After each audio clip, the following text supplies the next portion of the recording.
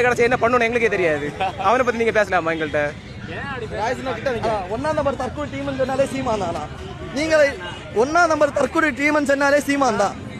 அவர் ஒரு இந்த வீடியோ பார்த்து வந்துருப்பீங்க. சொல்றேன் பார்த்தீங்களா, சீமான் கையில் கிடைச்சா நான் பிடிவேன், உன் கையில் சுக்குனா செத்தாடு அப்பேன் இவன்ட்டா. டே உன்னால் என்ன பிடுங்க முடியும்னு கேட்குறேன். என்ன பிடுவேன் நீ? மயிலை கூட பிடுங்க முடியாது. வேண்டாம் நீங்கள் இதை பிடுங்கலாம்.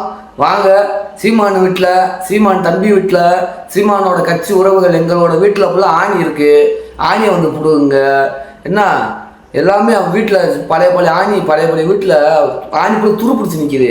வேண்டாம் வந்து பிடிங்கிட்டு போகிறீங்களா? அதை வேண்டாம் வந்து பிடுங்க. அதில் சொல்லிடுறேன், இவங்க தற்கூரியே, நாங்கள் தற்கூரியா. அதாவது நாம் தமிழர் கட்சியில் இருக்கிறவங்களும் தற்கூரியா. அது நாங்கள் தற்கூரிய. இவர் தமிழ் தேசியவாதி.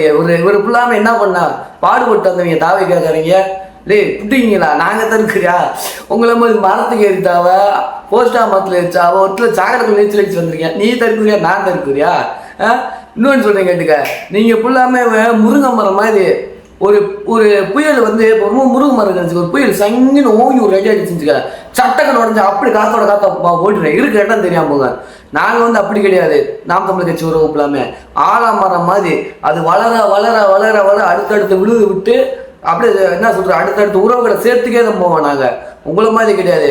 உங்களா முட்டா குறி தற்கூரி. நீங்கள் தானே தற்கூரி. போடா விஜய்.